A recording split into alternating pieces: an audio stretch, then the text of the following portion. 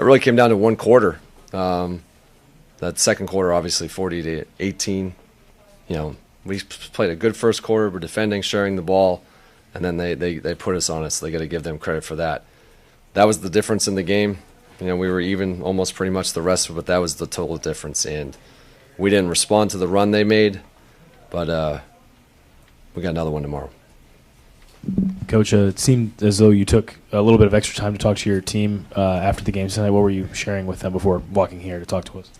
Oh, no, nothing really extra. Just we have a back-to-back tomorrow. We're just talking about the recovery stuff that we need to do for that to get ready for tomorrow.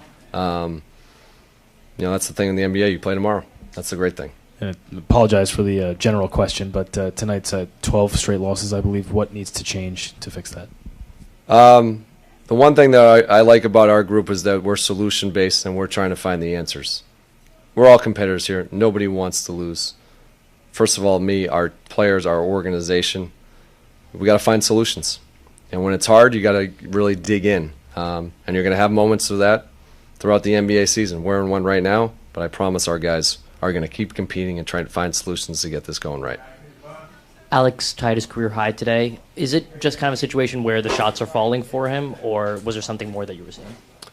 Obviously, he made some of his threes, but his activity was pretty good tonight again.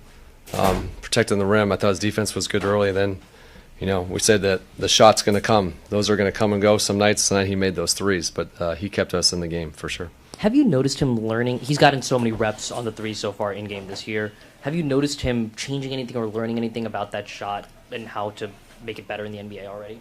I think sometimes you have to go, like I said this many times about a lot of these guys, like that's a distance that's different. You're playing NBA line, you got different athletes closing out to you, you get hands in your face. I think he's just getting more comfortable with the game, but the biggest thing for us with Alex is always going to be his defense. His versatility, ability to switch, protect the rim. When he makes shots, that's great, but the focus is always his defense. What did you think of his rebounding today? Rebounding was pretty good. Obviously not as high as 14, but he was active on it. I didn't feel like he had a problem on the boards. Good physicality. Jonas only played 14 minutes tonight. What was your decision behind that? A little bit just the matchups of the game. Alex was shooting the ball well. We were switching a little bit. They played smaller in the second unit, so some of it was just a matchup thing. Sometimes that's how it goes. Brian, what did you see with Kuz's shots in the first quarter? I believe he took 12 plus the final one right at the buzzer there. So it's really more fair to say he had 12. Yeah, for sure. It got downhill, attacked, got to the rim, and then you actually got some threes that were wide open. We actually, for the most part, tried to play the right way, I think, kicking out, looking for our shooters. Some of those shots just didn't go in. We had some good looks. Sometimes that could knock your energy down, which I did think that did happen tonight. But for the most part, some of that, even in the first quarter, we probably could have had 35 to 40 if we had made some of those threes. They were wide open. Did you feel like he was playing the right way there? I mean, was he taking the right shots? He was taking the right shots because those were either kick out threes that were wide open, or he was getting downhill and finishing at the rim. I liked how we played in the first quarter. We were doing the right thing. Started with our defense. It's just that second quarter. We missed some shots, but our defense didn't travel, and they started making a few themselves. It's all about your attitude and approach every day. I was just talking to a few guys in the locker room, just telling them we got to believe. We got to believe. That's something Nate McMillan used to always say with the Pacers. You got to believe that you're going to win. You got to believe that you're going to turn it around. Even when I think we've been coming out, we've been having good starts to games, and then the team will make a run and we'll put our heads down a little bit, and we'll let it have a snowball effect on us through the next three quarters. But we got to, we got to believe. We got to believe that we can play good ball for four quarters and have some consistency.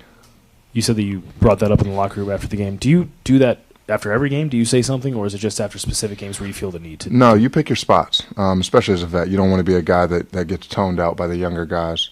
You want to pick your spots and have a feel. That's really what it's about. I'm not a vet that talks a lot or over-talks, but when something needs to be said, I'm willing to say it. And when you were talking just now in the locker room, was there any young guy who you felt particularly was really glomming onto what you were saying? And no, it was there was just a few of us. It wasn't like a pivotal moment or anything like that. But guys are on this team sticking together.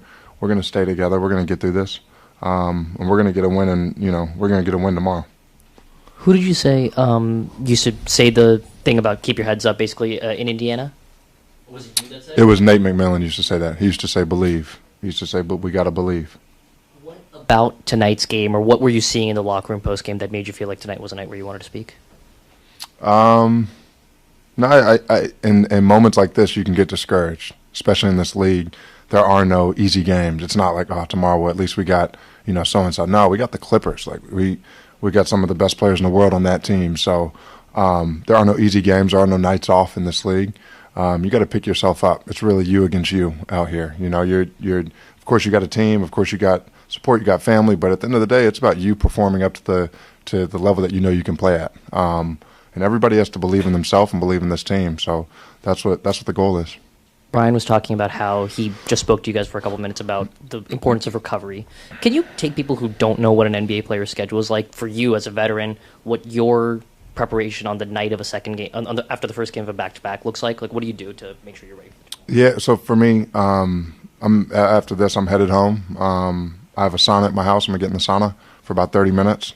I'll be in there, probably get out around, at this point, at around 11:30, 11:45. I'll have eaten, on the way home.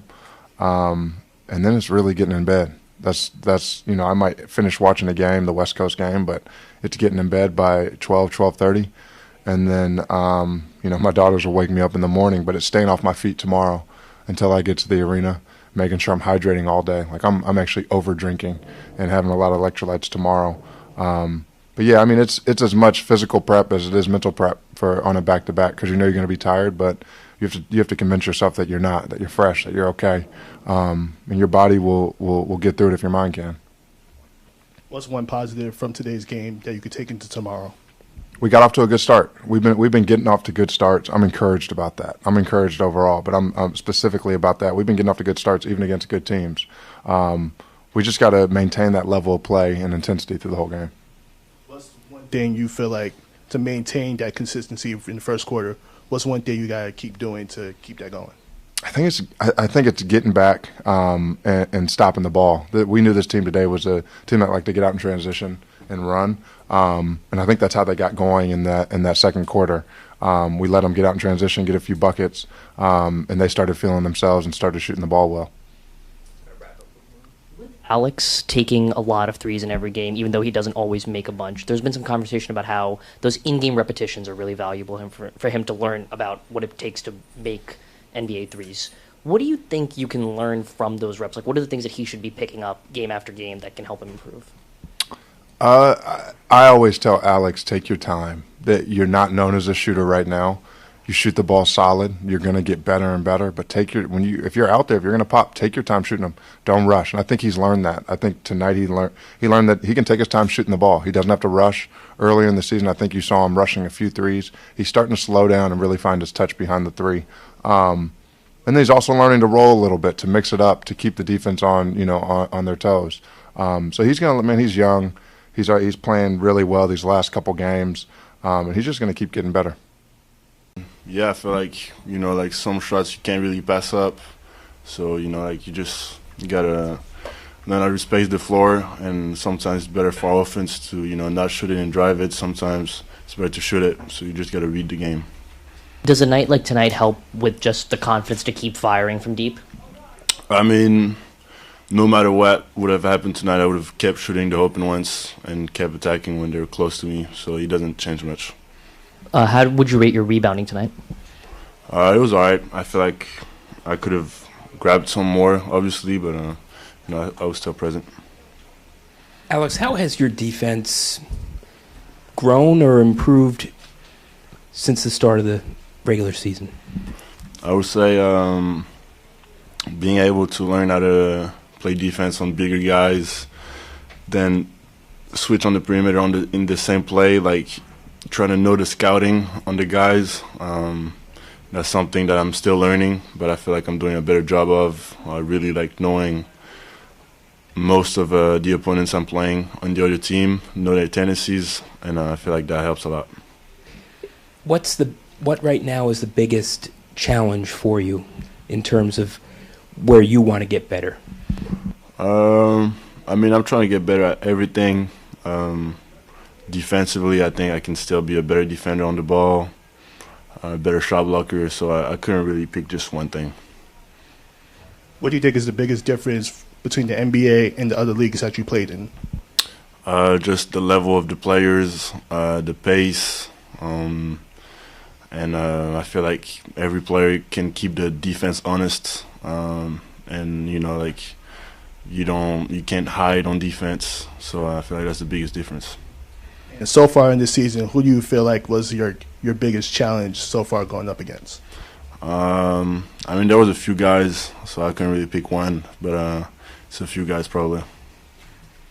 Alex, out of all the rookies on the team, Bub has come into and out of the starting lineup. Same thing with Keyshawn, but you've remained a starter the entire season. Do you think about that at all? Does that weigh on you at all, just being a consistent starter as a rookie? I mean, it's nice, I will say, but at the same time, I focus on my production and what I can really add to the team. That's more a coach's thing. But no matter who's on the floor, the most important thing is, who stays on the floor. So just trying to have impact when I'm on the floor, really. As far as this season, I'm assuming your defense, you would say, would be your biggest impact. But offensively, is there one thing that you think you have improved on, specifically from Game 1 to now Game 16? I would say knowing my teammates, what spots they like to go to, so they can hit me sometimes or I can hit them better. So probably that.